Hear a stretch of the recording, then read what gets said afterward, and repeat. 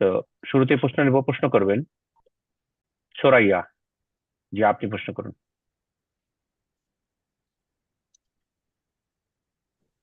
আসসালামু আলাইকুম শেখ। ওয়ালাইকুম আসসালাম ওয়া রাহমাতুল্লাহি ওয়া বারাকাতুহু। আমি আমেরিকা জি থেকে বলছি। শেখ, জি আমার মনের ভিতরে একটা খটকা লাগে যে আমি এই বছর যে কাজ করি, তো আমি ফুল টাইম, আমি রাতে জাগতে পারি না, কোরআন খতম দিতে পারি না, যেন খুব আফসোস লাগতেছে। এই কি আফসোসটা কি শয়তানের ওয়াসওয়াস কিনা, এটা আমার খুব খারাপ লাগতেছে, এই জন্য আপনার কাছে এই প্রশ্নটা। ভালো কাজ। বিসমিল্লাহির রহমানির রহিম। আলহামদুলিল্লাহ ওয়াসসালাতু ওয়াসসালামু আলা রাসূলিল্লাহ ওয়া আলা আলিহি ওয়া সাহবিহি আজমাইন ওয়া বাদ। যে কোনো ভালো আমল করতে গিয়ে আমাদের ত্রুটি হওয়া স্বাভাবিক, ঘাটতি থাকা স্বাভাবিক। সুতরাং আমলের সময় শেষ হওয়ার পরে বা আমল শেষ করার পরে আক্ষেপ হওয়া, আফসোস করা, এটি ঈমানের পরিচয়। এটি মন্দ কিছু নয় যে গোটা রমজান চলে গেল তেমন কিছুই করতে পারলাম না, কদরের রাতগুলি চলে গেল তেমন বেশি কিছুই করতে পারলাম না, না বেশি তওবা ইস্তেগফার করতে পারলাম, না বেশি দোয়া করতে পারলাম, না জিকির আজকার করতে পারলাম, না ফরজ নফলগুলি খুব যত্ন সহকারে আদায় করতে পারলাম, ভালো কিছুই করতে পারলাম না। কোরআন তেলাওয়াত করতে পারলাম বেশি, পারলাম না। যদি পেরে থাকেন কিছু, তারপরেও আহ এর চাইতে বেশি পারা উচিত ছিল। হ্যাঁ, সুতরাং মানুষ মানুষের ইমানের দাবি হচ্ছে যে যে কোনো আমল করেও নিজেকে তুচ্ছ মনে করবে যে না, আরো কিছু হওয়া উচিত ছিল যেটা আমার দ্বারা সম্ভব হয়নি, আমি ত্রুটিপূর্ণ। এটি মন্দ কিছু নয়, এটি অশ্বাসা নয়, বরং এটি ইমানের পরিচয়। আল্লাহ রব্বুল আলমিন যেন আগ্রহের সাথে আর আমলের সময়গুলি চলে যাওয়ার পর আক্ষেপের সাথে আগামী দিনে আরো বেশি অগ্রগামী হওয়ার তৌফিক দান করেন। বারাকাল্লাহ। এ পর্যায়ে প্রশ্ন করবেন শাহরিন চৌধুরী। জি, আপনি প্রশ্ন করুন। আসসালামু আলাইকুম রহমতুল্লাহি ওয়া বারাকাতুহু। আসসালাম ওয়া রাহমাতুল্লাহি ওয়া বারাকাতুহু। আমি জি আমেরিকা বলেন। থেকে, নিউ ইয়র্ক থেকে বলছি। জি আমার প্রশ্নটা ছিল যে আমরা যে কিয়ামুল লাইল করি, তো বাসায় তো পড়ি, তো বড় সূরাগুলো আমরা কোরআন থেকে পড়ি, এবং আমি বিশেষ করে ফোন নিয়ে ফোন থেকে মানে দেখি। তো আমার এক বোনের প্রশ্ন ছিল যে উনি কোরআন থেকে পড়েন এবং ডান হাতটা তো বাঁধা থাকে এবং বাম হাতে কোরআনটা নেন। তো এই পৃষ্ঠা যখন উল্টাতে হবে তখন কি ডান হাতটা ইউজ করা যাবে? এই যে যখন কোরআনের পেজটা উল্টাবেন তখন এটা নাকি করা যায় না ডান হাতটা। কোরআনে কারীম যখন দেখে তেলাওয়াত করবেন, প্রথম কথা কোরআনে কারীম দেখে তেলাওয়াত করা, মোবাইল দেখে তেলাওয়াত করা, এই ক্ষেত্রে আমি বলবো যে মোবাইল চাইতে কোরআনে কারীম মুসহাফ দেখে তেলাওয়াত করা বেশি উত্তম। আর দেখে তেলাওয়াতের চাইতে মুখস্থ তেলাওয়াত বেশি উত্তম, বরং সেটি হচ্ছে সুন্নাহ। শুধুমাত্র জায়েজ হচ্ছে দেখে পড়া, তাও সুন্নত সালাতে, তারাবিতে, কিয়ামুল লাইলে, ফরজ সালাতে জায়েজ নয় কোরআন দেখে পড়া। কারণ মোবাইল দেখে পড়ার ক্ষেত্রে অনেক সময় তাতে কোনো নোটিফিকেশন আসতে পারে, মেসেজ আসতে পারে, আরো কিছু হতে পারে, হঠাৎ করে অফ হয়ে যেতে পারে। হ্যাঁ, ডিভাইস এটি। আর কোরআনে কারীম হচ্ছে মুসহাফ। কোরআনে কারীমকে আপনি মুসহাফ বলতে পারবেন, কিন্তু আপনি যে মোবাইলে কোরআনে কারীমের যে অ্যাপস আছে সেটাকে মুসহাফ বলতে পারবেন না। হ্যাঁ, যে আপনার মোবাইল হচ্ছে মুসহাফ হয়ে গেছে না। সুতরাং কোরআনে কারীমের কপি মুসহাফ ধরে তেলাওয়াত করাটা হচ্ছে একটি ইবাদত, এটি বেশি গুরুত্বপূর্ণ। জি, এই জন্য পরামর্শ দেব যে কোরআন যদি দেখেই পড়তে হয় তো কোরআনের কপি দেখে পড়বেন। জি। আর এই ক্ষেত্রে হাত বাঁধার বিষয়টি, হাত বাঁধা হচ্ছে সুন্নাত, কোনো ফরজ কাজ নয়। সুতরাং এক হাত বেঁধে আছেন, এক হাতে কোরআনে কারীমের কপি ধরে আছে, মুসাফ ধরে আছেন, কোনো অসুবিধা নেই। যখন পাতা উল্টাচ্ছেন তখন হাত ছেড়ে দিতে হচ্ছে, তাও কোনো অসুবিধা নেই, জায়েজ রয়েছে। এমন কোনো ফরজ কাজ ছিল না যেটি ছেড়ে দিয়েছেন, সেজন্য গুনাহগার হবে। আল্লাহ তাআলা আলাম। জাযাকাল্লাহ খায়ের। এ পর্যায়ে প্রশ্ন করবেন ইলিয়াস। আপনি প্রশ্ন করুন।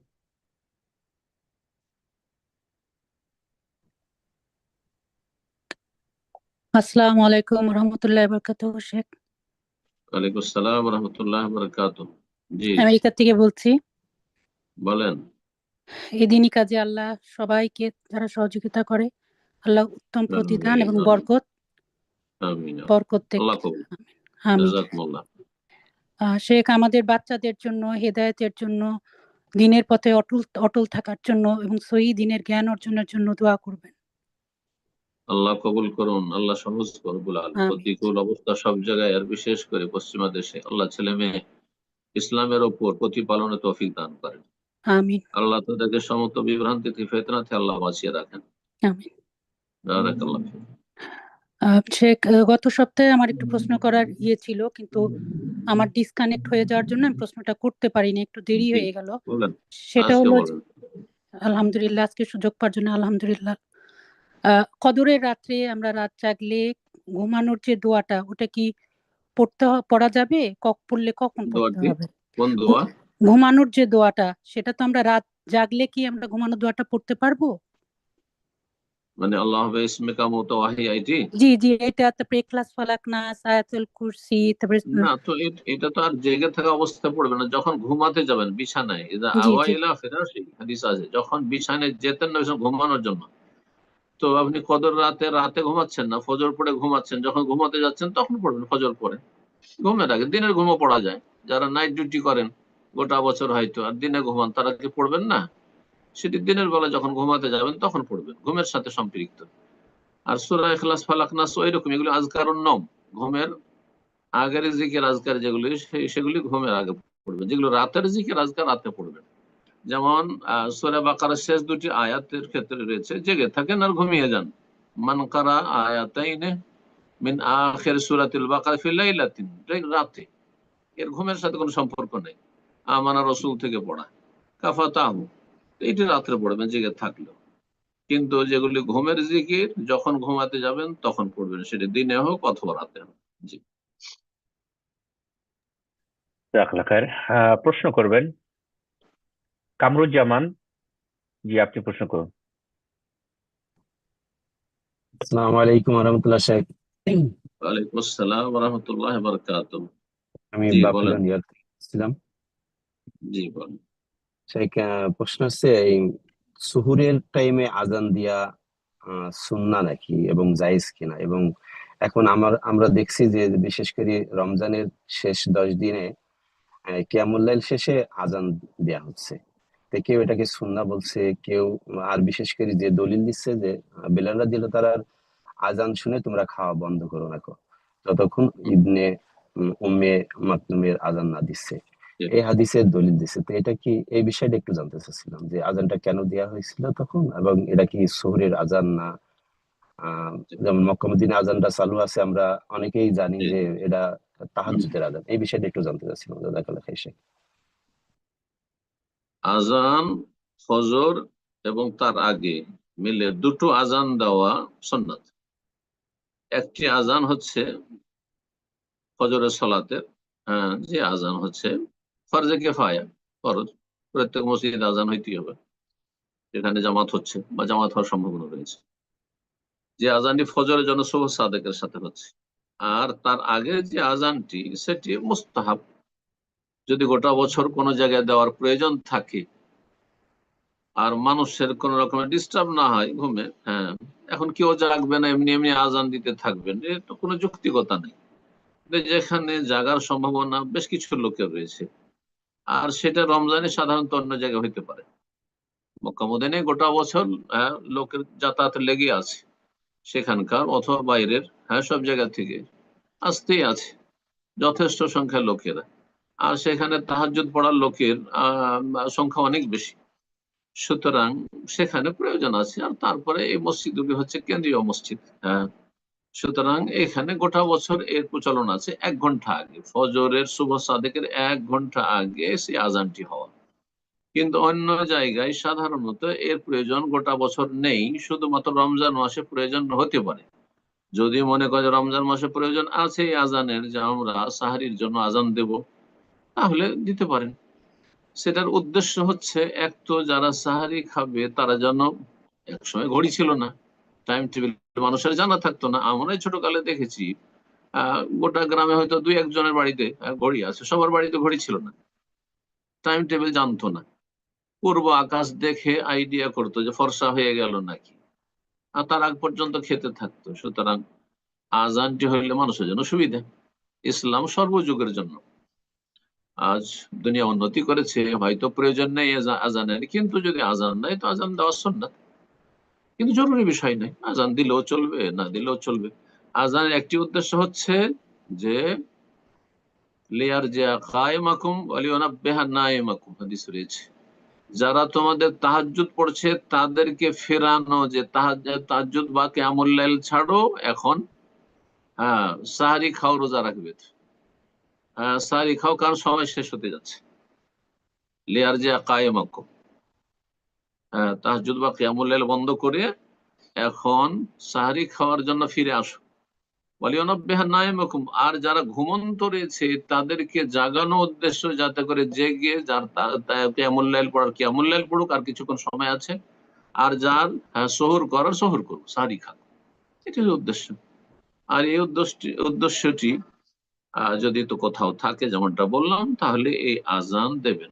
আজানের বিকল্প ডাকাডাকি, হাঁকাহাঁকি করা, মসজিদে মাইকিং করা, এটি জায়েজ নয়, এটি বেদাত। ওঠেন, এখন এত সময় বাকি আছে, তাড়াতাড়ি করে আপনারা উঠে যান, পাকশাক করেন, এই যে খাবার দাবার রেডি করেন, সাহারি খেয়ে নেন, না, এগুলো বেদাত, এটি বেদাত। আর আজান যদি দেয় তাহলে সুন্নাত, কিন্তু এটি এমন জরুরি কোনো সুন্নাত নয়। যদি প্রয়োজন থাকে তাহলে করবেন, আর না থাকলে করবেন না। বারাকাল্লাহ।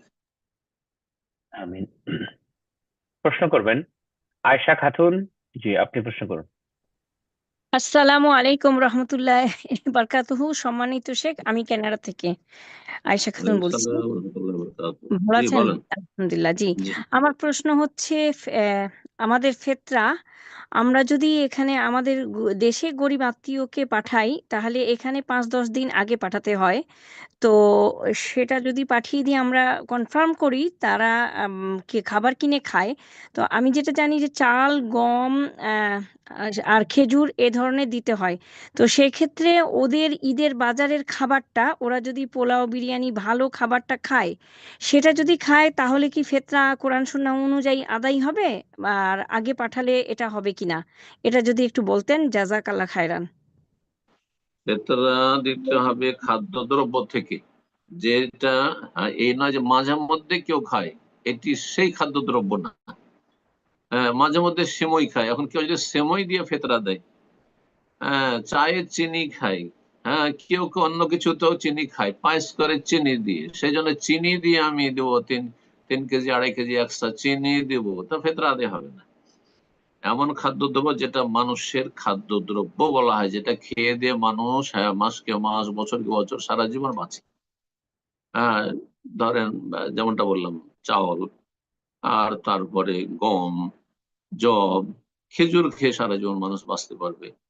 কিশমিশও খেয়ে বাঁচতে পারে, নবী সাল্লাল্লাহু আলাইহি ওয়াসাল্লামের জামানায় ছিল। এই ধরনের খাবারগুলি, এগুলো দিতে পারবে।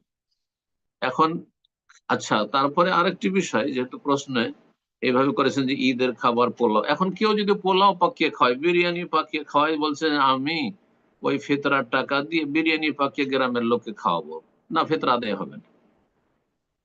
ফিতরা আদায় হবে না, সে এক সা দিল না। এভাবে দিতে বলা হয়নি। আপনি শুকনো দিয়ে দেন 1 সা, তারপরে সে বিরিয়ানি খাবে না, পোলাও খাবে না, সাদা ভাত খাবে না, সে বিক্রি করবে, তার ব্যাপার, তার প্রয়োজন যেটা আছে সেটা করবে। ওস্তাদ জি, বারাকাল্লাহ। জি, জাযাকাল্লাহ আচ্ছা, খায়ের। আমি অনেকে এখানে করে কি, আমি দেখেছি, আরেকটি কথা এখানে বলেন, জি, অনেকে করে কি, সব ককটেল, ওতে কিছু চাউল দিয়ে দেয়, চিনি গুঁড়ার চাউল, আবার একটা তেল তেল তেলের দিয়ে দিল, দিয়ে দিল 2-4-5 লিটার তেল দিয়ে দিল কিছু, আর তারপরে তাতে কিছু সেমই দিল, তাতে আর কিছু দিল, কিছু মশলা দিল। না না না, এগুলো বেদাত, এগুলো বেদাত। এগুলো কে করতে বলেছে আপনাকে? না না, এগুলো আপনার দায়িত্ব না। আপনার দায়িত্ব হচ্ছে আপনি খাদ্যদ্রব্য দেবেন। জি, বারাকাল্লাহ ফিক। জাযাকাল্লাহ খায়ের। জি ওস্তাদ জি, সাদাকা দিতে যেটা পারেন, হয়তো জাকাতুল ফিতর বলে দেবেন না। আমি কথাটি আরো ক্লিয়ার করি। জি, আপনি তেল দেবেন, আপনি মশলা দেবেন, আপনি আর কিছু দেবেন, চিনি দেবেন, এই সেই সিমই দিবেন, সেটা আপনি সাদাকা হিসাবে দিতে পারেন। আর ফিতরা আলাদা দিয়ে দিতে হবে একসা, বুঝছেন না? কিন্তু তাতে কিছু কিছু করে ভাগ ভাগ করে, আধা কিলো আধা কিলো আধা কিলো করে আমি 3 কিলো জুটিয়ে দিলাম, এটা জায়েজ নয়। জি, জাযাকাল্লাহ খায়ের।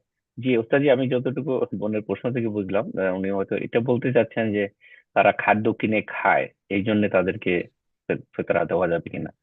বোন কি এটাই মেনশন করলেন কিনা না, যে উনি খাদ্য টাকা খাদ্য কিনে খায় কিন্তু সচ্ছল। আজকাল তো সবাই কিনে খায়। কে কিনে খায়? গৃহস্থ কিনে খাচ্ছে।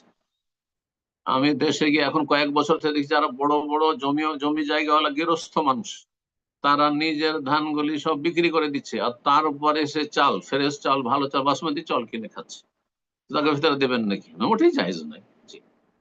সৌদি আরব সবাই কিনে খায়, আমির গরিব সবাই কিনে খায়, কোনো চাষাবাদ হয় না। জি। ফোকারা মাসাকিন, তোমাতুল মাসাকিন, মিসকিনকে ফেতরা দিতে হবে।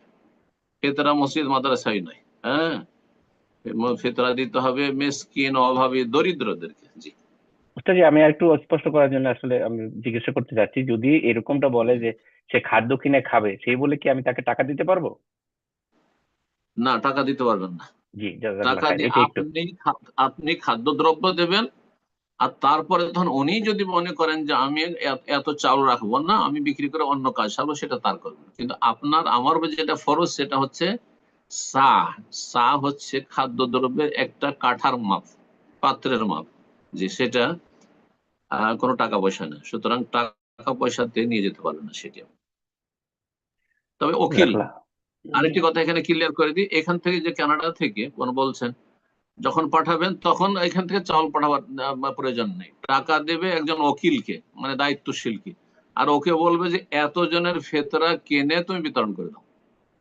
এতজনের ফেতরা চাউল বা গম বা যে খাদ্যদ্রব্য সেখানে আছে আহ, খরিদ করে বিতরণ করে দাও। এটা করবে। এটা টাকা দিয়ে ফেতরা আদায় হলো না, টাকা দিয়ে ফেতরা কেনার জন্য কাউকে ওকিল বানানো হলো। জি। জাযাকাল্লাহ খায়ের। এ পর্যায়ে প্রশ্ন করবেন আবু আব্দুল্লাহ ইমরান। জি, আপনি প্রশ্ন করুন। আসসালামু আলাইকুম রহমতুল্লাহি বারাকাতু। ওয়ালাইকুম আসসালাম রহমতুল্লাহ বরকাত। শায়েখ, আমি ওমান থেকে বলছি। জি, বলেন। শায়েখ, আল্লাহর কাছে আপনার নেক হায়াত এবং হায়াতে তৈয়বা কামনা করি, এবং আল্লাহ যেন আমিন আল্লাহ ইয়া রাব্বাল আপনাকে আলামিন। সার্বিক আল্লাহ আপনাদের সুরক্ষা ভালো দান রাখুন। করেন, সার্বিক নিরাপত্তা আল্লাহ আল্লাহ পাক দেন। আপনাদেরকে নেক জীবন দান করুন। হ্যাঁ। আমিন। শায়েখ, আমার মায়ের জন্য একটু দোয়া করবেন, বিশেষ করে এই নসিহার জন্য। শায়েখ, আপনার কাছে একটু প্রশ্ন করা, যে প্রচলিত যে সমাজ ব্যবস্থা থেকে এই মিথ্যাচার আমার ফ্যামিলির মধ্যে চলছে শায়েখ, এবং এই ফ্যামিলির এই মিথ্যাচার এবং গীবত প্রতিনিয়ত চলছে। যখনই আমার মাকে আমি কোরআন সুন্নাহর আলোকে কিছু বোঝাতে চাই, উনি আমার উপরে শায়েখ অনেক কঠোর এবং খারাপ আচরণ করেন। এবং এমত অবস্থায় শায়েখ আমিও এক ভুলভ্রান্তি করে ফেলি শায়েখ। এমত অবস্থায় শায়েখ আমার করণীয় কি? একটু আমাকে নসিহত করবেন, আমার মার জন্য নসিহত করবেন শায়েখ। জাযাকামুল্লাহু খায়র। প্রথম কথা, মা বাবা যে বিভিন্ন স্তরে কত কষ্ট করে আমাদের প্রতিপালন করেছেন, এ কথা কখনো ভুলবেন না। আপনার সাথে কিছু খারাপ আচরণ করছে, দুর্ব্যবহার করছে, অবিচার অন্যায় করছে, সেই জন্য সব ভুলে যাবেন। মোটেই ভুলবেন না। আপনি সবসময় সেগুলি মনে রাখার চেষ্টা করবেন। 2 নম্বর কথা, আপনি সবসময় তারা যদি অন্যায় কথা বলে, কষ্ট দেয়, তাতে আপনি নীরব থাকার চেষ্টা করবেন, প্রতি উত্তর করবেন না। কারণ প্রতি উত্তর করলেই মানুষের কথা বাড়বে, তখন আর নিজেকে হয়তো সামলিয়ে রাখতে পারবেন না, কন্ট্রোলের বাইরে চলে যাবে আপনার জবান। এমনটা না হয়। তারপরে যে বলবো যে কখনো যদি কোনো কথা হয়ে গিয়ে থাকে, যখন হয়ে গেছে কোনো কথা বেয়াদবি করে ফেলেছেন মায়ের সাথে, তাহলে আল্লাহর কাছে ক্ষমা চাইবেন, মায়ের কাছে ক্ষমা চেয়ে নেবেন। মা বাবা যদি জালেম হন, আল্লাহ তাদের বিচার করবেন, কিন্তু আপনি তার জন্য প্রতিক্রিয়া দেখাতে পারবেন না। হ্যাঁ, আপনি তার জন্য প্রতিক্রিয়া দেখাবেন, তারা কিছু কষ্ট পাক আপনার কথায়, কাজে, মানসিক, হ্যাঁ, বা পারিবারিক কোন কষ্ট বা আর্থিক কষ্ট পাক, এমনটা না হয়। যে আমার সাথে খারাপ ব্যবহার করছে সেজন্য আমি খরচ খরচা দেবো না, আমার সাথে খারাপ ব্যবহার করছে, কষ্ট দিচ্ছে, সুতরাং আমি তাদের কথা বলবো না। আর কথা বললে আমি ভালোভাবে হাসি মুখে কথা বলবো না, সম্মানের সাথে কথা বলবো না। মোটেই জায়েজ নয়, হারাম। জি। আপনি কেন গুনাহগার হবেন? তারা গুনাহগার, সেজন্য আপনি গুনাহগার হবেন না। আল্লাহ রাব্বুল আলামিন বেঁচে থাকার তৌফিক দান করেন। আপনাকে 3টি পদক্ষেপ বললাম, যে মনে রাখবেন এবং আল্লাহর কাছে সাহায্য চাইবেন। আর তারপরে আম্বিয়া রাসূলগণকে তাদের প্রিয়জনরা কত কষ্ট দিয়েছে। জি। চিন্তা করুন যে নবী রাসূলদের স্ত্রীরা কাফের থেকেছে। নূহ আলাইহিস সালাম, লূত আলাইহিস সালাম, কাফের স্ত্রী, কতটা কষ্ট না হইতে পারে বলেন তো? মানসিক, পারিবারিক কত কষ্ট হইতে পারে একজন মানুষের স্ত্রী যদি কাফের হয়, তাহলে নাস্তিক হয়, আল্লাহর দুশমন হয়। মুশরিক হয়, চিন্তা করুন আপনি, ছেলে কাফির, কত কষ্ট হইতে পারে। আপন চাচা আবুল আহাব কট্টর শত্রু কাফের, প্রতিবেশী একবারে, চিন্তা করুন কত কষ্ট হইতে পারে। এই যে রাসূলুল্লাহ সাল্লাল্লাহু আলাইহি ওয়াসাল্লাম বলেছেন, ইয়ারহামুল্লাহ মুসা, আল্লাহ যেন রহম করেন মুসা আলাইহিস সালামের উপর। লাকাদ উযিয়া বিআকসারা মিন হাযা বা মিন যালিক, আমাকে যা কষ্ট দেওয়া হচ্ছে তার চেয়ে বেশি তাকে কষ্ট দেওয়া হয়েছে। ফাসাবারা, কিন্তু তিনি সবর করেছেন, ধৈর্য ধারণ করেছেন, সবসময় ধৈর্য ধারণ করে। ওয়াতাওয়াসাউ বিসসবর, নিজে ধৈর্য ধরবেন, নিজের স্ত্রীকে, নিজের ছেলেমেয়েরা বড় হতে যাচ্ছে তাদেরকে ধৈর্য ধারণ করতে বলবেন। হ্যাঁ, জি, ধৈর্য ধরতে হবে। এটি সফলতার চতুর্থ স্তর। এলম, হ্যাঁ, এলমের সাথে ঈমান, নেক আমল, দাওয়াত এবং সবর। তো সবর করা অত্যন্ত জরুরি জান্নাতি হওয়ার জন্য। আল্লাহ যেন ধৈর্যশীল হওয়ার তৌফিক দান করেন। জি, আমিন। এরপর যে প্রশ্ন করবেন আবু জাফর, জি আপনি প্রশ্ন করুন। আসসালামু আলাইকুম রহমতুল্লাহ বরকাতুহ। ওয়ালাইকুম আসসালাম ওয়া রাহমাতুল্লাহি ওয়া বারাকাতুহু। জি, জি, আমি জেদ্দা থেকে বলছি শেখ। বলেন। বলছি আমরা তো জেদ্দা থেকে উমরা করতে যাই। এখন ওই হুম, উমরা করে যেটা মাথা মুন্ডন করা, ওটা কি যে আমরা কি রুমে এসে করতে পারবো নাকি আমাদের মক্কায় করতে হবে? এটাই জিজ্ঞেস করার ছিল আর কি। মাথা মুন্ডন যদি মক্কাতে করে নেন, হারামের ভিতরে, হদুদ হারামের ভিতরে, এটি হচ্ছে উত্তম, এটি হচ্ছে সুন্নাত, ফরজ নয়। কিন্তু যদি বিশেষ কারণে আপনি চলে আসলেন, কিন্তু এহরামের অবস্থায় থাকতে হবে। এহরাম খুলে, মক্কাতে খুলে দিয়েছেন আর এসে মাথা মুন্ডন করছেন বা চুল কাটছেন, এটা জায়েজ নয়। যতক্ষণ মাথা মুন্ডন বা চুল ছোট করা না হবে ততক্ষণ এহরাম খুলতে পারবেন না, কিন্তু এহরাম পরিপন্থী কাজ করতে পারবেন না, কারণ এখন কাজ শেষ হয়নি আপনার। হ্যাঁ, ওমরার শেষ কাজ আপনার মাথা মুন্ডন বা চুল ছোট করা আছে, বুঝতে পেরেছেন। কেউ যদি ভুলে গিয়ে চলে আসে বা অজ্ঞতার কারণে মাসলা জানছিল না, চলে আসছে, তাহলে এসে এহরামের কাপড় যদি পরে থাকে তো পরেই আছে, আর যদি এহরামের কাপড় খুলে তাড়াতাড়ি করে এহরামের কাপড় পরবে। আর মাসলা যেহেতু জানা ছিল না, এহরামের কাপড়টা পরে তারপরে চুল ছোট করবে। জি, জেদ্দায়। কিন্তু ইচ্ছা করে আপনি চলে আসবেন জেদ্দায়, যে চলো জেদ্দায় গিয়ে চুল ছোট করে নেবো, এমনটা করবেন না, এটা সুন্নতের খেলাফ কাজ। বারাকাল্লাহ ফিক। আমিন। প্রশ্ন করবেন মাহমুদুল হাসান ইবন রবিন, রবিউল, মাহমুদুল হাসান ইবন রবিউল, আপনি প্রশ্ন করুন। আসসালামু আলাইকুম রহমতুল্লাহি বারাকাতুহু। স্যার, আমি ওয়ালাইকুম আসসালাম বাংলাদেশ দিনাজপুর রহমতুল্লাহ থেকে বলছি। বারাকাতুহু। জি, জি কোত্থেকে? শেখ, আমার প্রশ্ন ছিল, জি শেখ, বাংলাদেশের দিনাজপুর থেকে। জি, বলেন। শেখ, আমার প্রশ্ন হচ্ছে যে কোরআনে তো আমরা বিভিন্ন জায়গায় আল্লাহ তাআলার হাত পা মুখ এসবের মানে বর্ণনা পেয়েছি, তো এটা কি আসলে আমরা কি সেগুলোকে অঙ্গ প্রত্যঙ্গ বলে মানে বলতে পারি, বা এটাকে মানে না, আসলে অতিরিক্ত অঙ্গ বলবেন প্রত্যঙ্গ না। যারা বলে এটা কি ভুল? অঙ্গ, অঙ্গ শব্দ কোরআন হাদিসে আসেনি, যেটা আসেনি সেটা বলার অধিকার নেই আমার আপনার, সেটি গুমরাহি। বোঝা গেছে। অঙ্গ প্রত্যঙ্গ আপনার আমার ক্ষেত্রে হ্যাঁ বলতে পারেন, কিন্তু রবের ক্ষেত্রে যা আসেনি তা বলবেন না। যেখানে কোরআন হাদিস নীরব, আপনি নীরব। যেখানে থেমে গেছে কোরআন হাদিস, আপনিও থেমে যাবেন। যেটা বলা হয়েছে সেটার অপব্যাখ্যা করবেন না, অর্থের বিকৃতি ঘটাবেন না। কুদরতি হাত, কুদরতি পায়ে সেজদা, আর আপনার চোখ মানে রক্ষণাবেক্ষণ, এসব গুমরাহিতে যাবেন না। আবার দুটোই গুমরাহি, কথা বোঝা গেছে না। নিজের পক্ষ থেকে বলবেন না, হ্যাঁ, যে আমাদের দেহ, আল্লাহর দেহের কথা নেই তো, দেহ, জাসাদ, হ্যাঁ, বদন, এসব জায়েজ নাই, কারণ কোন হাদিসে আসেনি। আল্লাহ জানে, যদি কেউ জিজ্ঞাসা করে আল্লাহ ভালো জানে, আমি জানি না, কারণ আমাকে জানানো হয়নি, ওইতে জানানো হয়নি। জি,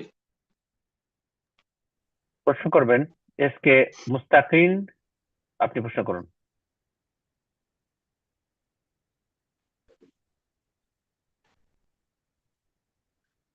জি, জি, আসসালামু আলাইকুম স্যার। আসসালামু আলাইকুম ওয়ালাইকুম স্যার। আসসালাম ওয়া রাহমাতুল্লাহি ওয়া বারাকাতুহু। জি, বলেন। স্যার, স্যার মালয়েশিয়া থেকে বলছি। স্যার, আমার প্রশ্নটা হচ্ছে, হুম, আহ, এখানে যে আমরা থাকি রুমের পাশে যে মসজিদ আছে, এই মসজিদে জুমার দিনে যে ফরজের সলাত হয়, জুমার দিনে ফরজের সলাতটা এরা অন্যরকম ভাবে পড়ে। এরা তিন রেখাত ভাবে পড়ে, এটা আমি জানি না ঠিক। স্যার, আমাকে একটু বলবেন। কিরকম? মানে ফজর, ফজরের হ্যাঁ, নামাজ। ফজর। হ্যাঁ, ফজরের ফজর নামাজ। সালাত কেমন করে পড়ে? প্রথম রেখাতটা প্রথম রেখাতটা সূরা ফাতিহা আর সূরা পড়ে, তারপরে সূরা পড়ে রুকুতে যাবে না, এটা ডাইরেক্ট সেজদায় চলে যাবে। চলে যাওয়ার হুম, পরে রুকু না করে? তারপরে যে তারপর যে দু রেখাত যেরকম ভাবে পড়া হয় সেরকম ভাবে আবার পড়বে। এটা কেমন কথা হয় না? রুকু ছাড়া তো কোনো রাকাত হয় না। হ্যাঁ, এটা এরা কোন প্রথম মজাবে প্রথম বলবো? জানি কোন না ঠিক মজাবে? যে স্যার। না না না, জায়েজ নাই। হয় যে আপনি আপনি ভুল বলছেন, ভুল বুঝেছেন, আর না হলে তারা গোমরাহ পথভ্রষ্ট। না এমন স্যার, আমি কোন গোমরা আমি নামাজই নেই, এমন কোন জি জি নামাজ নেই যে নামাজে রুকু নেই, একমাত্র জানাজার নামাজ ছাড়া। রুকু সিজদা জানাজার সালাতে নেই। বাকি নামাজের এক রাকাত মানে তাতে রুকু আছে একটি, সিজদা আছে দুটি। বোঝা গেছে না? রুকু জি স্যার। সিজদা ছাড়া কোনো রাকাত হয় না। আল্লাহ তাআলা আলাম। আর স্যার আমি আল্লাহ আমি এই জানে। নামাজটা শুক্রবারের যে ফরজ নামাজ সেটা আমি ঘরেই পড়লে আমার বেটার হবে। না, ওইভাবে তো নামাজ হবেই না।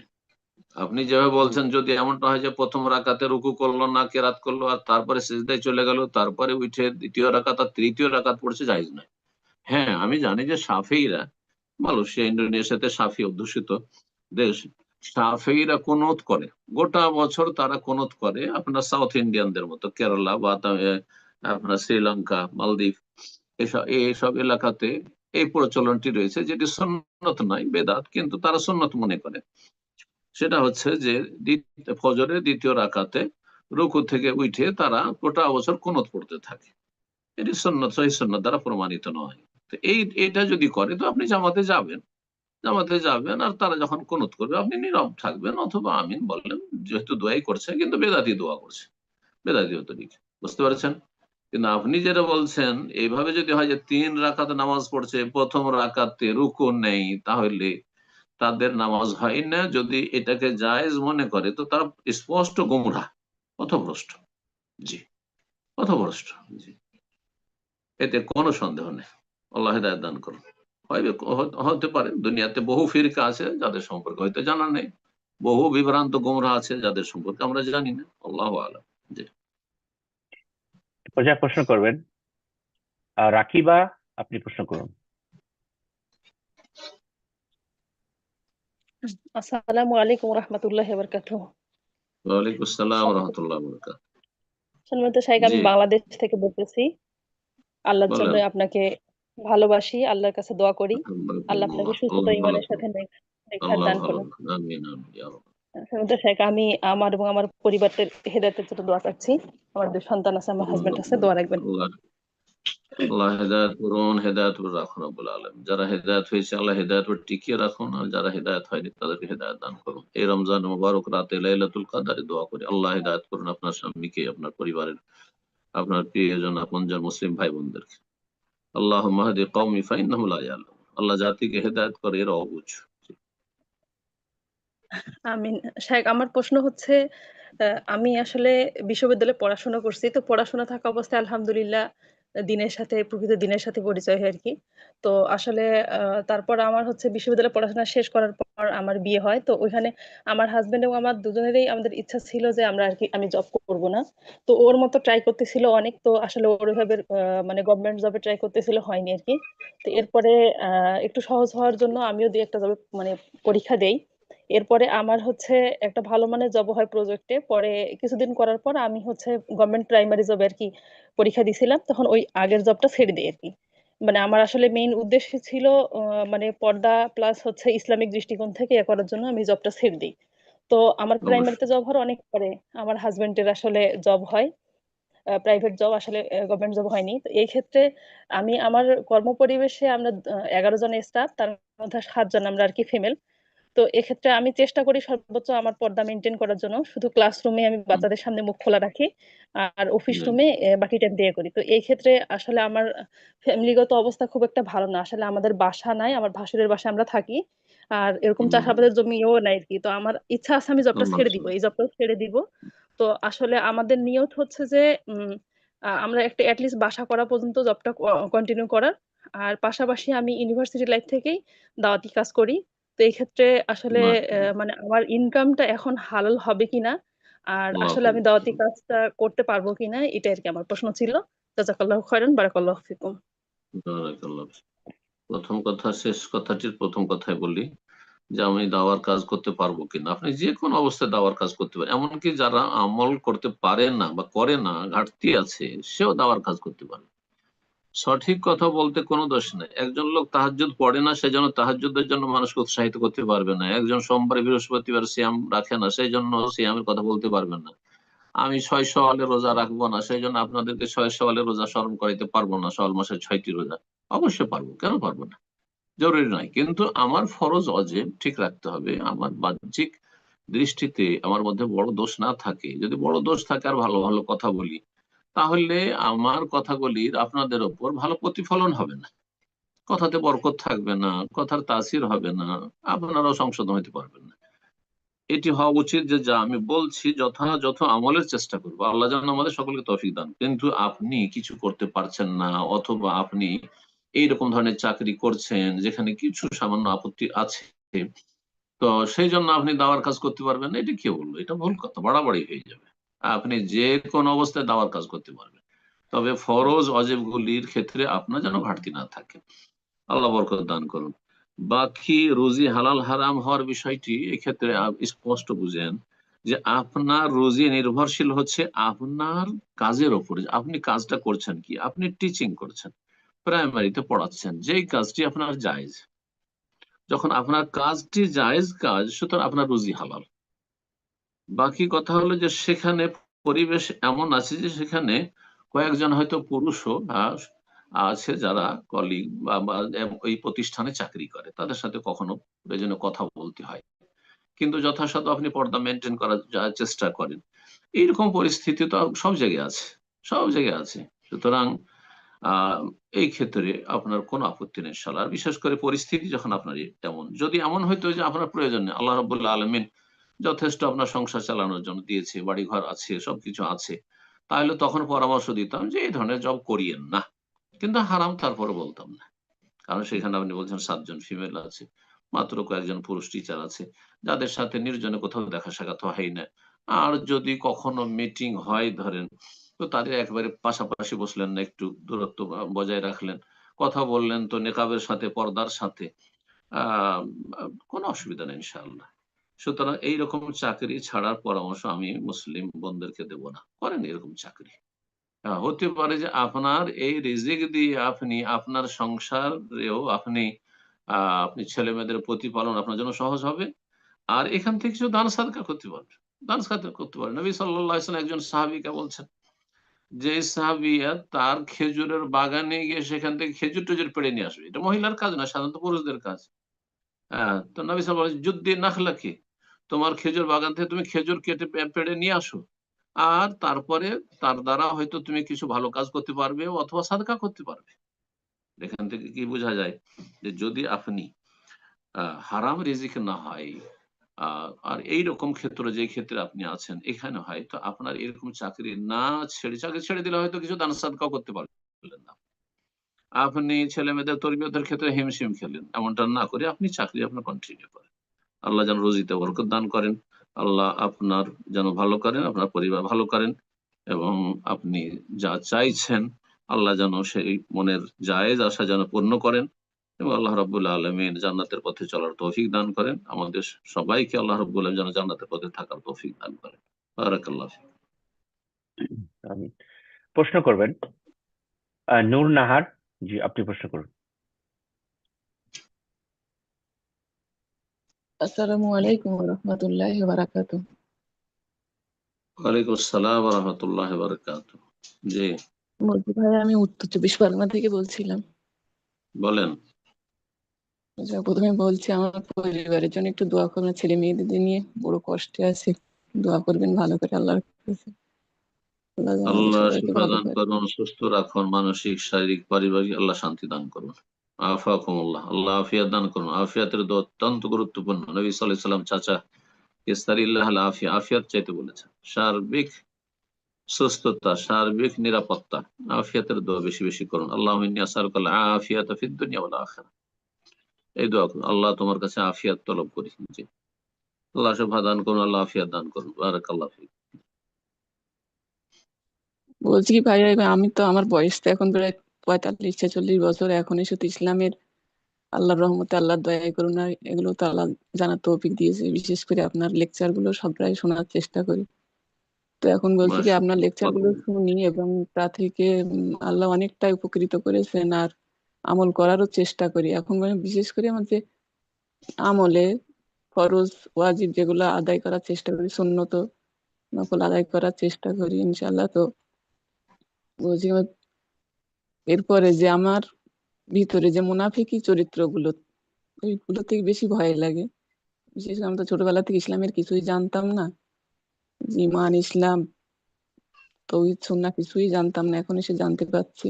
আর আমার আশপাশে এমন কেউই নেই যে আমাকে একটু উপদেশ দেবে, বা বিশেষ করে বাপের বাড়ি কোনো দিক থেকে কোনো রকম ইসলামের এতে সেইভাবে নেই, তো জানারও সেইভাবে তো সৌভাগ্য হয় না। আপনার লেকচার গুলোই শুনি, আর যে ভালো মানুষদের বই আছে সেগুলো পড়ার চেষ্টা করি, এগুলো একটু জানার জন্য যে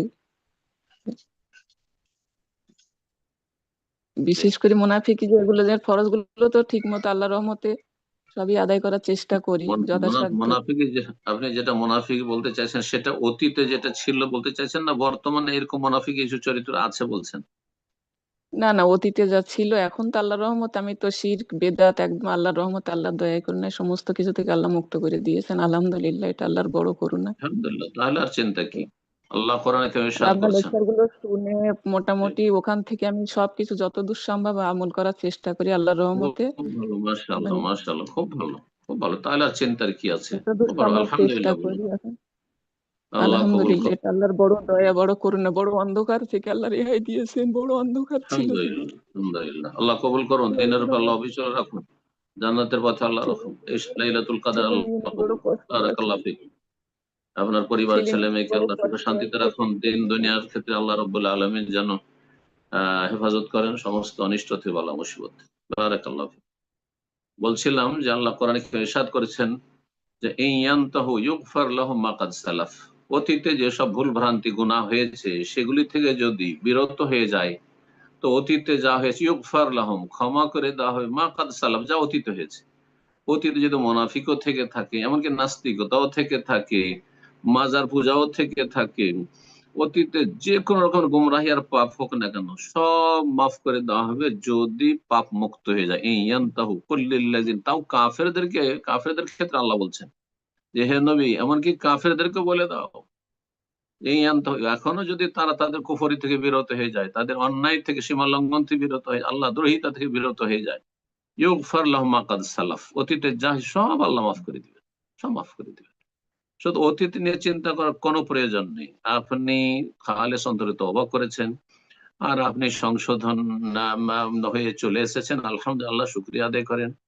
আপনি পাপের জীবন থেকে পরিষ্কার পরিচ্ছন্ন হয়ে চলে এসেছেন, আপনি এখন আমল বাড়ান, এলেম বাড়ান এবং আমল বাড়ান, ফরজ ওয়াজিবে যেন কোনো ঘাটতি না থাকে, আর আপনার জানা মতে জীবনে কোনো কাবিরা গুনাহ না থাকে, আর তারপরে সুন্নত নফল বেশি বেশি বাড়ান, অপছন্দনীয় বা সন্দেহের কথা কাজ থেকে বেঁচে থাকেন, এমন কোনো কাজ করবেন না যেটাতে সন্দেহ হচ্ছে হালাল হবে না হারাম হবে, জায়েজ হবে না নাজায়েজ হবে, সন্দেহের ভিত্তিতে আপনি কোনো কাজ করবেন না, যেটি সম্পর্কে আপনি নিশ্চিত এটা জায়েজ সেটাই করবেন, এবং বেশি জায়েজ কাজে যাবেন না, উত্তম কাজ করার চেষ্টা করবেন, ভালো কাজের সময়কে লাগাবার চেষ্টা করবেন। আল্লাহ তৌফিক দান করুন।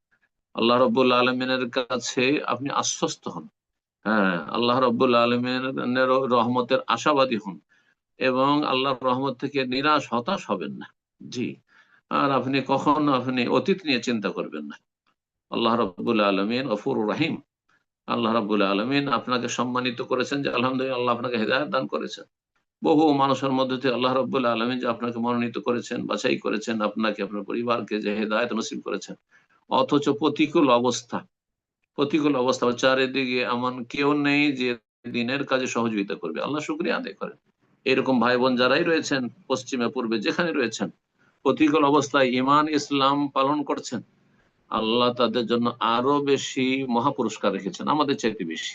যারা সৌদি আরবে আছেন, মুসলিম সমাজে বসবাস করছেন, হ্যাঁ, ঈমান ইসলাম এখানে রক্ষা করা খুব সহজ, আর অন্য জায়গায় অনেক কঠিন, আমার চাইতে আপনারা বেশি ফজিলত পাবেন ইনশাআল্লাহ। আল্লাহ রাব্বুল আলামিন যেন কবুল করেন, তৌফিক দান করেন। বারাকাল্লাহ ফিক। আমিন, জাযাকাল্লাহ খায়ের। তো সম্মানিত দিনী ভাই বোনেরা, আমরা একদম শেষ পর্যায়ে চলে এসেছি প্রোগ্রামের। তো ইনশাআল্লাহ আমরা সর্বশেষ প্রশ্ন নেব, তার পূর্বে আমাদের আগামী প্রোগ্রাম সম্পর্কে জরুরি ঘোষণা। তো আগামী সপ্তাহে ইনশাআল্লাহ আমাদের ঈদ উপলক্ষে প্রোগ্রাম বন্ধ থাকবে। তো তার পরের সপ্তাহে আমাদের প্রোগ্রাম শুরু হবে ইনশাআল্লাহ। তবে আমাদের সময়ের পরিবর্তন করা হবে। সময় সৌদি আরবের টাইম বিকাল 4টা 30 মিনিট, আর নিউ ইয়র্ক টাইম হবে 9টা 30 মিনিট। তো ইনশাআল্লাহ আমরা আমাদের সময়সূচি আমাদের হোয়াটসঅ্যাপ গ্রুপে এবং ফেসবুক পেজ আমরা পোস্ট করে দেবো, আপনারা পেয়ে যাবেন ইনশাআল্লাহ। তো 15 মিনিট আগে আমাদের 15 মিনিট আর্লি আমাদের জুম মিটিং ওপেন করা হবে ইনশাআল্লাহ। তো 9:15 নিউ ইয়র্ক টাইমে। তো ইনশাআল্লাহ আমরা বিস্তারিত আমাদের পোস্টের মাধ্যমে জানাবো। তো আজকে সর্বশেষ প্রশ্ন করবেন আয়ান বিন তাহের। জি, আপনি প্রশ্ন করুন। আসসালামু আলাইকুম রহমতুল্লাহ। সম্মানিত শাইখ, কেমন আছেন? ওয়ালাইকুম আসসালাম ওয়া রাহমাতুল্লাহি ওয়া বারাকাতুহু। জি আলহামদুলিল্লাহ। বলেন, কোথা থেকে বলছেন? সৌদি আরব আলবাহা থেকে বলছি। মাশাআল্লাহ, বলেন। প্রথমে আমার পরিবার এবং আমার বাপ চাচাদের পরিবারের সার্বিক কল্যাণের জন্য দোয়া করবেন ইনশাআল্লাহ। আল্লাহ ভালো করুন, আল্লাহ তাদেরকে হেদায়েত করে রাখুন, আল্লাহ যেন দিনের পথে তাদেরকে কবুল করেন, সঠিক বুঝ দান করেন। আল্লাহ কবুল করুন। যারা ভালো তাদেরকে আরো ভালো হওয়ার তৌফিক দান করেন, যারা মন্দ কাজে কথায় এখনো রয়েছেন আল্লাহ তাদেরকে ফিরে আসার তৌফিক দান করেন। শাইখ, আমার প্রশ্ন হচ্ছে গিয়ে যে আমরা তো জানি যে ছোট বড় গরিব মিসকিন সকলের জন্য যাকাতুল ফিতর আদায় করা ফরজ, কিন্তু কোনো ব্যক্তি যদি 5 ওয়াক্ত সালাত আদায় না করে, রমজানের সিয়ামও না রাখে, তার পক্ষ থেকে বা সে কি যাকাতুল ফিতর আদায় করতে পারবে? একেবারে নামাজ পড়ে না সে তো মুসলিম নয়, কিন্তু তারপরে বলবো না যে তার ফেতরা দেওয়া চলবে না। সে ফেতরা দিক হতে পারে, ফেতরা আর ওসিলাতে আল্লাহকে হেদায়েত করবে, কিন্তু সে ফেতরা তাকে মুক্তি দেবে না। যে ব্যক্তি রমজান মাসের সিয়াম পালন করলো না, শুধু ফেতরা দিল, সে ফেতরা দিয়ে নাজাত পাবে না। সে ফেতরা দেওয়ার উদ্দেশ্য যদি তার জান্নাত লাভ করা হয়, জাহান্নামের আগুন থেকে বাঁচা হয়, তাহলে তাকে বলবো যে আল্লাহকে ভয় করুন, রমজান মাসের সিয়াম পালন করুন, তার সাথে ফেতরা দেন, 5 ওয়াক্ত সালাতের পাবন্দি করুন, তার সাথে আপনি সিয়াম রোজা রাখুন এবং ফেতরা আদায় করেন। কিন্তু নেগেটিভ কথাবার্তা বলবেন না। কিছু পাগল আছে, বক্তা, আলোচক, তারা বলে যে যে ব্যক্তি রোজা রাখে না তার ফেতরা নিবেন না, যে ব্যক্তি নামাজ পড়ে তার ফেতরা নিবেন না। নেগেটিভ কথা বলবেন না, এটা বলবেন না। তার কবুল হবে না হবে সেটা তার সাথে তার রবের ফয়সালা হবে, আমি আপনি কিছুই বলবো না, কিন্তু তার জন্য হেদায়েত কামনা করব। এতটুকু শুধু বলবো যে আপনি যদি আপনার ফেতরা ফলাফল পেতে চান, আপনার দান সাদকার ফলাফল পেতে চান, তাহলে তার চাইতে গুরুত্বপূর্ণ যেগুলি ফরজ সেগুলি আগে আপনি সুন্দরভাবে পালন করুন। রমজান মাসের সিয়াম পালন করুন, 5 ওয়াক্ত সালাত আদায় করুন, আর তারপরে ফিতরা দেন। আল্লাহ যেন ইসলাম বুঝার এবং সেই অনুযায়ী সঠিক বুঝ অনুযায়ী আমল করার তৌফিক দান করেন। বারাকাল্লাহ। আমিন, জাযাকাল্লাহ খায়ের। উস্তাদ জি, আল্লাহ সুবহানাহু ওয়া তাআলা আপনাকে উত্তম বারাকাল্লাহ ফিকুম। জি প্রতিদান দান করেন ইনশাআল্লাহ। জি, দোয়া করে শেষ করে দেন ইনশাআল্লাহ। জি, জি, জাযাকাল্লাহ খায়ের। ইনশাআল্লাহ। হাইয়াকাল্লাহ। আলহামদুলিল্লাহ, রমজান মাসের আমরা সিয়ামের 5টি পর্ব মোটামুটি আলোচনা করলাম, আর তার সাথে প্রশ্ন উত্তর তো আছে, আর গোটা বছর আমাদের প্রোগ্রাম ইনশাআল্লাহ তাআলা চলতে থাকবে। আল্লাহ রাব্বুল আলামিন যেন এই প্রোগ্রামকে আমাদের দুনিয়া আখিরাতের সার্বিক কল্যাণের জন্য কবুল করেন, এবং আল্লাহ রাব্বুল আলামিন যেন নাজাতের ওসিলা হিসাবে কবুল করেন, জান্নাতি হিসাবে কবুল আল্লাহ রাব্বুল আমাদেরকে যেন করেন। যেসব ভাই বোন আমাদের সাথে থাকছেন তাদেরকে উত্তম প্রতিদান দান করেন, এবং আল্লাহ রাব্বুল আলামিন হিদায়াতের ও জান্নাতের পথে অবিচল থাকার তৌফিক দান করেন। আর তার সাথে শুনলেন যে আমাদের রমজান পরে প্রোগ্রাম সামনে রবিবার বন্ধ থাকবে, আর তারপরে রবিবার থেকে ইনশাআল্লাহ তাআলা সময়ের পরিবর্তন হবে। এই রমজানের কারণে এত গভীর রাতে বাংলাদেশ ইন্ডিয়াতে এখন গভীর রাত, শেষ রাতের দিকে, তো এই সময় আমরা করতে বাধ্য, না হলে মেলাতে পারছি না রোজা রমজানের দিনে। যার ফলে এটা সাধারণত আমরা কয়েক বছর থেকে করে আসছি এরকম। তবে রমজানের পরে যখন দিন বড় হয়ে যায় তখন আমরা বিকেল বেলা করি, আর দিন যখন ছোট হয়ে যায় তখন এশা পরে করি। এখন যেহেতু দিন বড় হতে যাচ্ছে, সুতরাং আমাদের সৌদি আরব টাইম বিকেল আসর পরে 4:30 থেকে ইনশাআল্লাহ তাআলা শুরু হবে প্রোগ্রাম, যেটা বাংলাদেশে হবে 7:30, আর ভারতে হবে সন্ধ্যা 7টা। ভারতের যেসব ভাইরা রয়েছেন সন্ধ্যা 7টা থেকে ইনশাআল্লাহ তাআলা শুরু হবে, আর বাংলাদেশের ভাই বোনদেরকে বলছি 7:30 থেকে ইনশাআল্লাহ তাআলা শুরু হবে। রমজানের পরে আর চলতে থাকবে। বারাকাল্লাহ ফিকুম। আল্লাহ রাব্বুল আলামিন যেন আমাদেরকে উপকারী জ্ঞান দান করেন, নেক আমলে তৌফিক দান করেন, সমস্ত রকমের বালা মুসিবত আল্লাহ হেফাজতে রাখেন। আল্লাহ রাব্বুল আলামিন যেন আমাদেরকে দুনিয়া আখিরাতে সফল করেন এবং সার্বিক কল্যাণ মঙ্গল যেন দান করেন। রব্বানা আতিনা ফিদ দুনিয়া হাসানা ওয়া ফিল আখিরাতি হাসানা ওয়া কিনা আযাবান্নার। যেসব ভাই বোনেরা ঋণগ্রস্ত হয়ে আছেন তাদেরকে ঋণ মুক্ত হওয়ার তৌফিক দান করেন। আল্লাহুম্মা কফিনা বিহালালিকা আন হারামিকা ওয়া আগনিনা বিফadlika আম্মান সিওয়াক। اللهم إنا نعوذ بك من الهم والحزن ونعوذ بك من العجز والكسل ونعوذ بك من الجبن والبخل ونعوذ بك من ضلال الدين وغلبة الرجال. ربنا تقبل منا إنك أنت السميع العليم. سبحان ربك رب العزة عما يصفون وسلام على المرسلين والحمد لله رب العالمين. ধন্যবাদ দিনী ভাই বোনেরা। তো ইনশাআল্লাহ আজ এই পর্যন্তই। আল্লাহ সুবহানাহু ওয়া তাআলার দোয়া আল্লাহ আমাদেরকে যেখানে যে অবস্থায় আছি আল্লাহ ভালো রাখেন, সুস্থ রাখেন ইনশাআল্লাহ। তো আমাদের সামনের সপ্তাহের প্রোগ্রাম এতদিন আমরা শুনলাম যে বন্ধ থাকবে ইনশাআল্লাহ আগামী সপ্তাহে। তারপরের সপ্তাহে আমাদের নতুন সময়ের অনুপাতে সকাল 9টা 30 নিউ ইয়র্ক টাইমে আমাদের আমাদের দর্শ শুরু হবে আর জুম মিটিং ওপেন করা হবে 9টা 15 ইনশাআল্লাহ। তো আমরা বিস্তারিত ফেসবুক পেজে এবং আমাদের হোয়াটসঅ্যাপ গ্রুপে জানিয়ে দেবো ইনশাআল্লাহ। তো আল্লাহ সুবহানাহু ওয়া তাআলার কাছে আবার দোয়া করি আল্লাহ সুবহানাহু ওয়া তাআলা আমরা আজ যা কিছু শুনলাম আল্লাহ যেন আমাদেরকে এলম অনুযায়ী আমল করার তৌফিক দান করেন। আল্লাহ যেন আমাদেরকে সমস্ত রকম গুমরাহি থেকে হেফাজত করেন। আমিন। আগামী প্রোগ্রামে আবারও দেখা হবে, কথা হবে। সে পর্যন্ত আল্লাহ আমাদের সকলকে ভালো রাখেন, সুস্থ রাখেন। সকলকেই ঈদের শুভেচ্ছা জানাচ্ছি। সামনের সপ্তাহে ঈদ ইনশাআল্লাহ। আল্লাহ আমাদেরকে সকলের যেন ঈদের ভিতরে আনন্দ করার তৌফিক দান করেন। আমিন। সাল্লাল্লাহু আলা নবিয়িনা মুহাম্মদ ওয়া আলা আলিহি ওয়া সাহবিহি আজমাইন। আসসালামু আলাইকুম ওয়া রাহমাতুল্লাহি ওয়া বারাকাতুহু।